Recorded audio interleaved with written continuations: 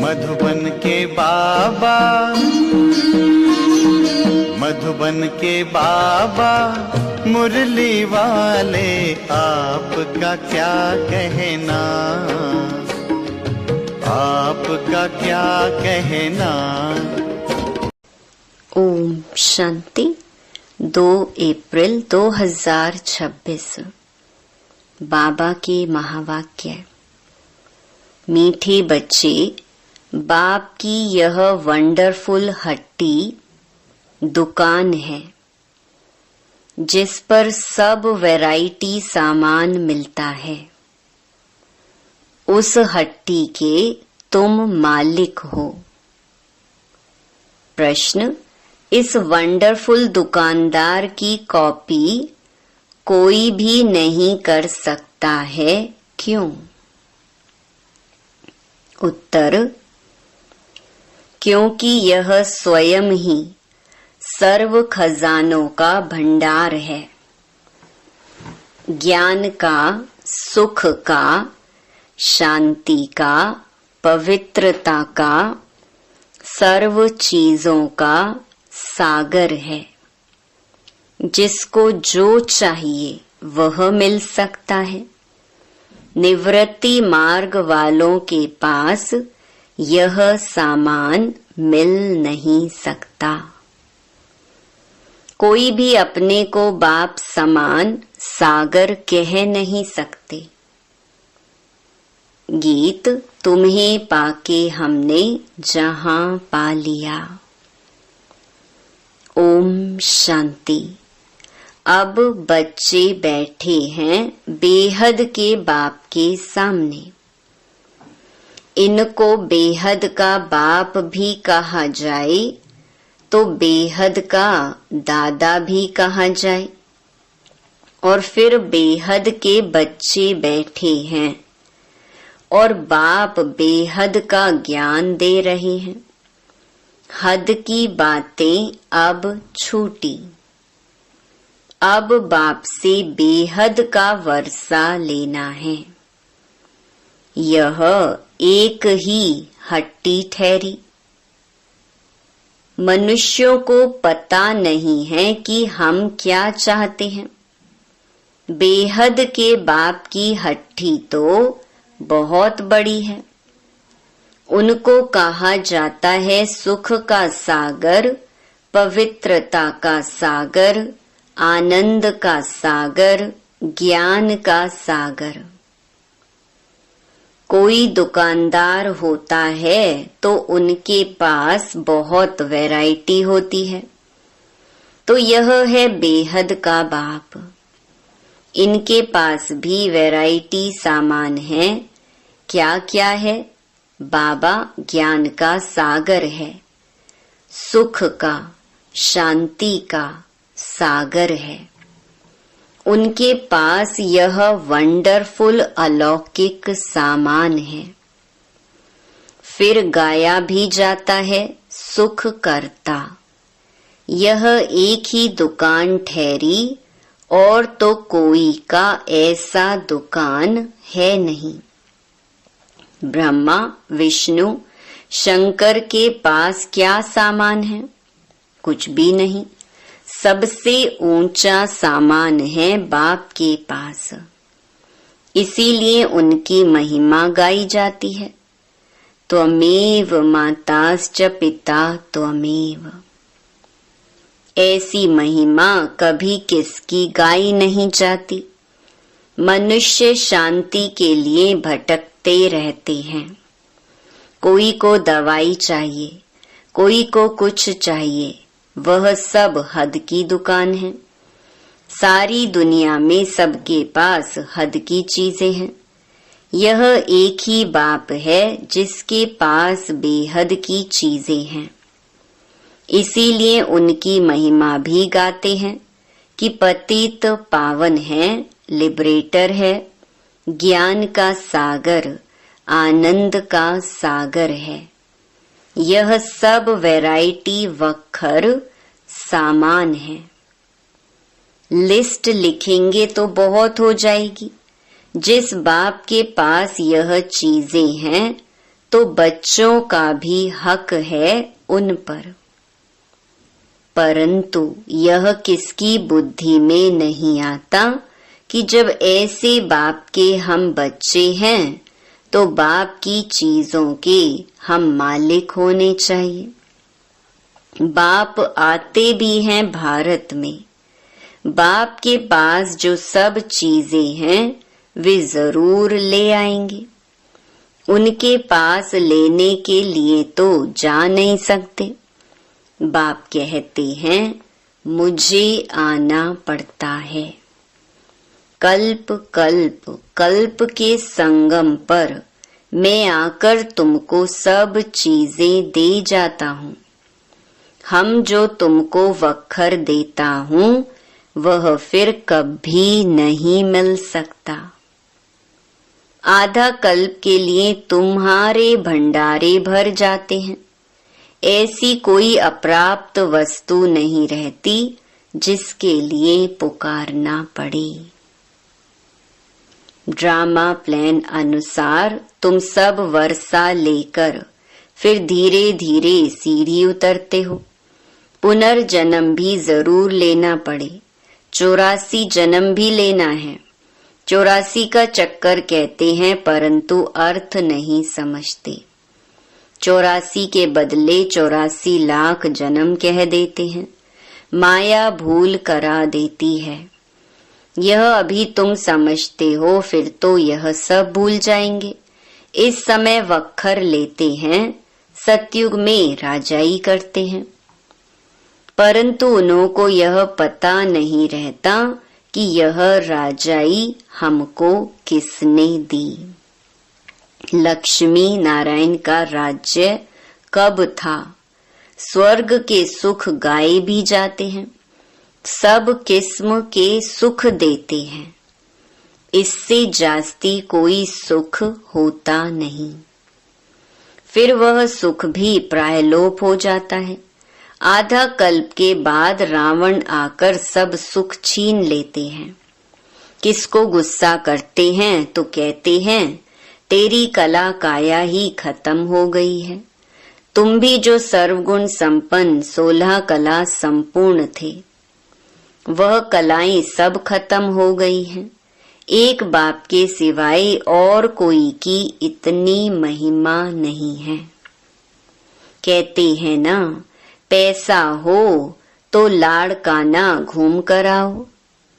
तुम विचार करो कि स्वर्ग में कितना अकीचार धन माल था, अभी वह थोड़ी है।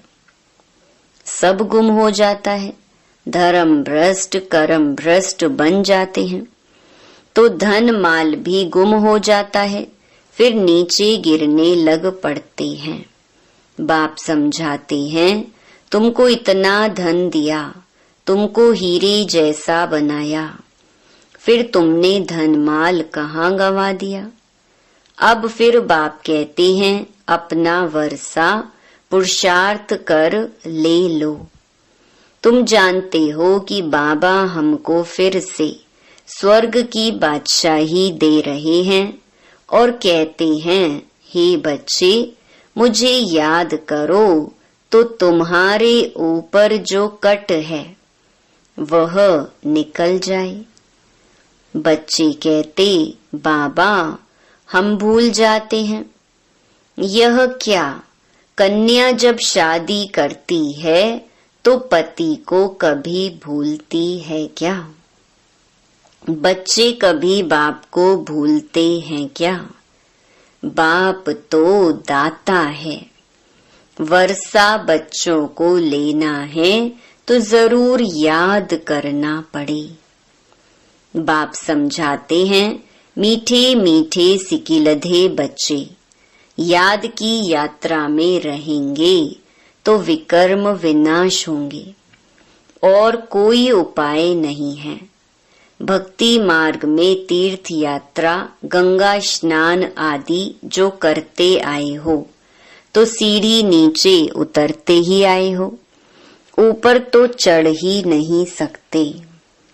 लौ नहीं कहता, सबकी उतरती कला ही है। यह जो कहते हैं कि फलाना मुक्ति में गया, यह झूठ बोलते हैं। वापिस कोई जा नहीं सकते। बाबा आया है तुमको 16 कला संपूर्ण बनाने। तुम ही गाते थे कि मुझ निर्गुण हारे में कोई गुण नहीं। अभी तुम जानते हो कि बाप गुणवान बनाते हैं। हम ही गुणवान पूज्य थे। हमने वर्षा लिया था, 5000 वर्ष हुए। बाप भी कहते हैं कि तुमको वर्षा देकर गए थे। शिव जयंती, रक्षाबंधन, दशहरा आदि मनाते भी हैं, फिर भी कुछ समझते नहीं हैं। सब कुछ भूल जाते हैं। फिर बाप आकर याद दिलाते हैं, तुम ही थे, फिर तुमने राज्य भाग्य गंवाया है। बाप समझाते हैं, अब यह सारी दुनिया पुरानी जर्जरी भूत है। दुनिया तो यही है। यही भारत नया था, अब पुराना हुआ है। स्वर्ग में सदा सुख होता है। फिर द्वापर से जब दुख शुरू होता है, तब यह वेद शास्त्र आदि बनते हैं। भक्ति करते करते जब तुम भक्ति पूरी करो, तब भगवान आए ना। ब्रह्मा का दिन, ब्रह्मा की रात, आधा आधा होगा ना। ज्ञान दिन, भक्ति रात।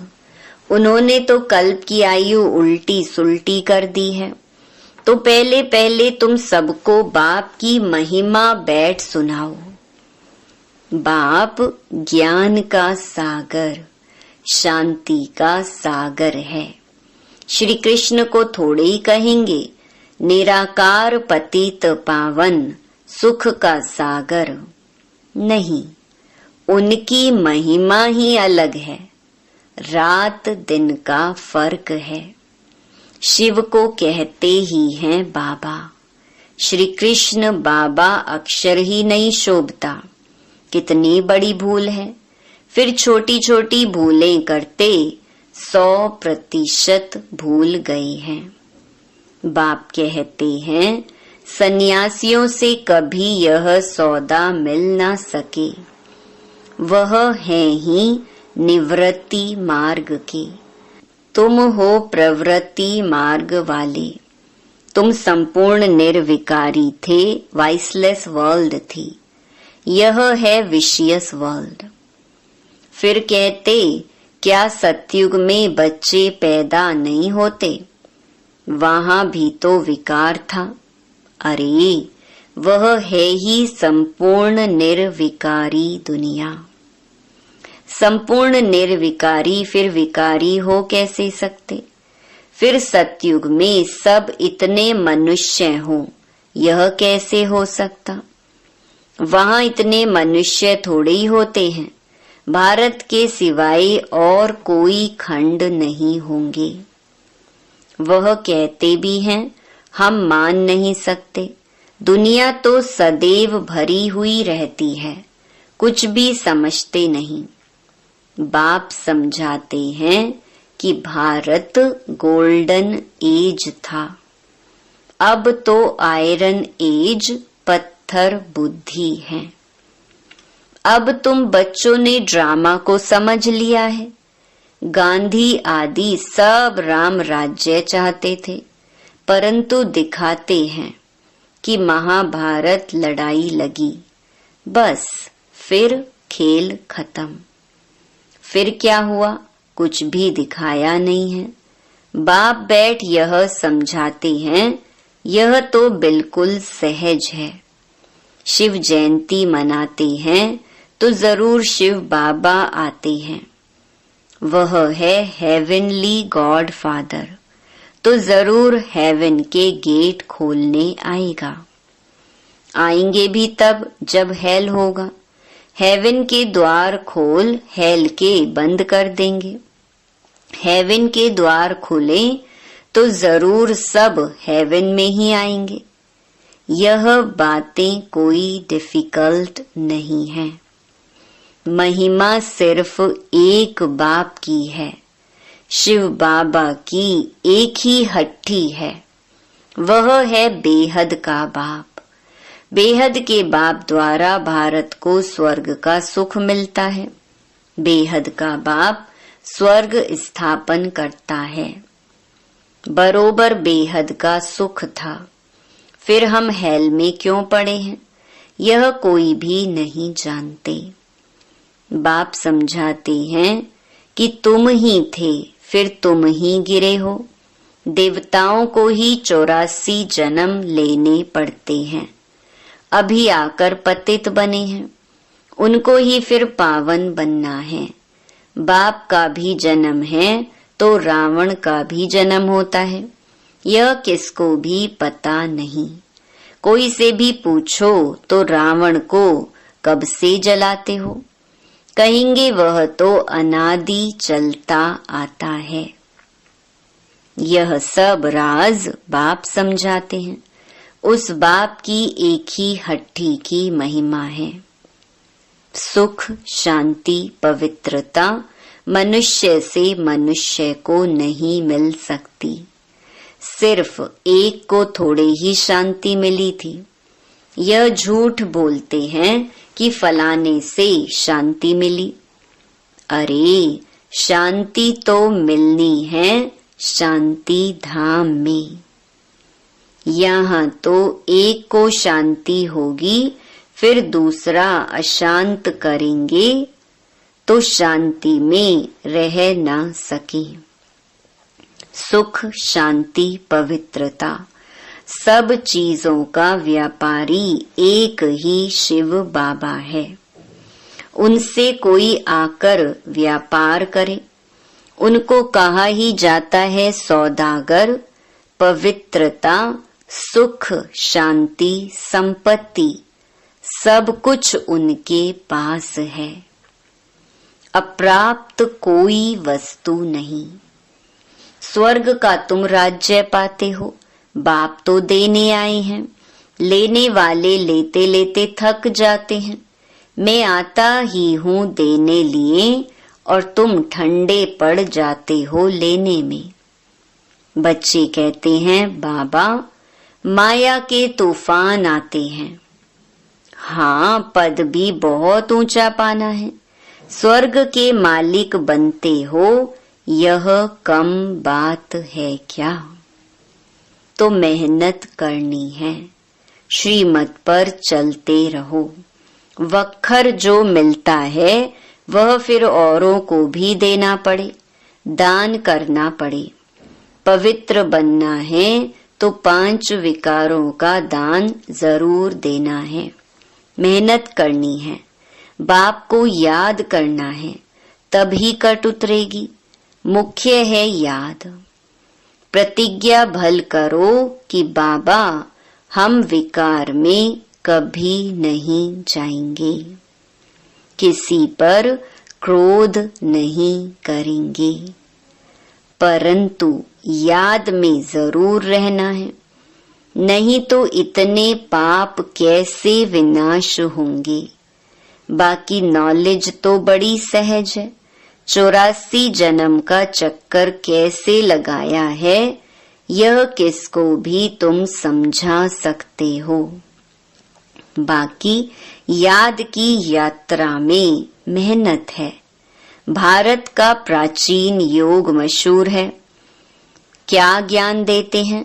मन मना भव अर्थात मामेकम याद करो तो तुम्हारे विकर्म विनाश होंगे। तुम गाते भी थे कि आप जब आएंगे तो और संग तोड़ एक संग जोड़ेंगे। तुम पर बलिहार जाएंगे, तेरे सिवाय और कोई को याद नहीं करेंगे। प्रतिज्ञा की है, फिर भूल क्यों जाते हो?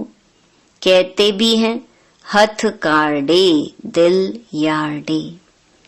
कर्म योगी तो तुम हो। धंधा आदि करते बुद्धि योग बाप से लगाना है। माशूक बाप खुद कहते हैं तुम आशिकों ने आधा कल्प याद किया है। अब मैं आया हूँ, मुझे याद करो। यह याद ही घड़ी घड़ी भूल जाते हैं। इसमें ही मेहनत है। कर्मातीत अवस्था हो जाए तो फिर यह शरीर ही छोड़ना पड़े।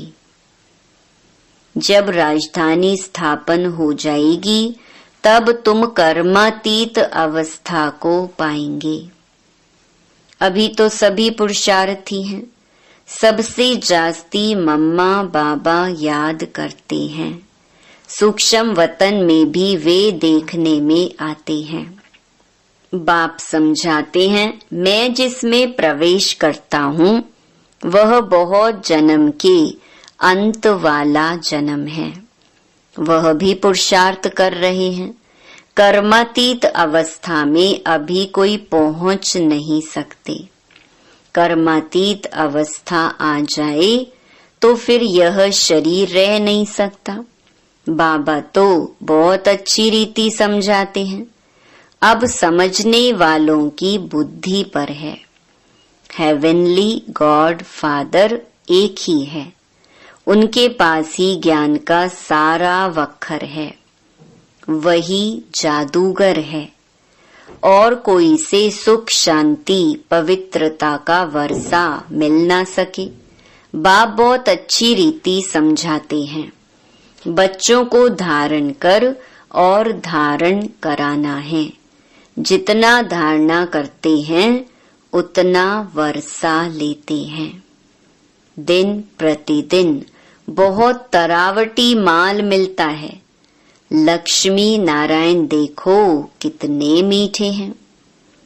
उन जैसा मीठा बनना चाहिए।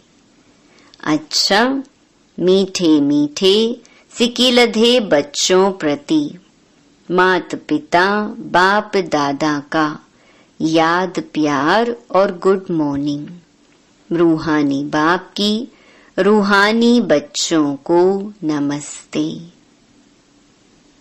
और कोई भी सत्संग में ऐसे कहते हैं क्या? यह हमारी बिल्कुल ही नई भाषा है जिसको स्पिरिचुअल नॉलेज कहा जाता है। अच्छा, धारणा के लिए मुख्य सार। पहला, बाप द्वारा जो सुख शांति पवित्रता का वक्र मिला है वह सबको देना है। पहले विकारों का दान दे पवित्र बनना है, फिर अविनाशी ज्ञान धन का दान करना है। दूसरा, देवताओं जैसा मीठा बनना है। जो बाप दादा से प्रतिज्ञा की है उसे सदा याद रखना है और बाप की याद में रहकर विकर्म भी विनाश करने हैं।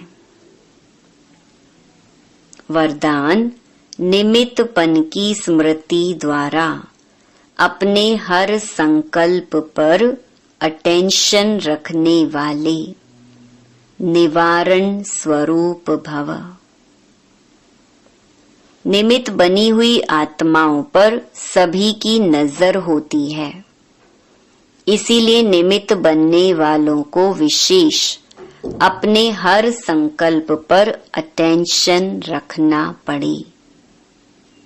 अगर निमित्त बने हुए बच्चे भी कोई कारण सुनाते हैं तो उनको फॉलो करने वाले भी अनेक कारण सुना देते हैं।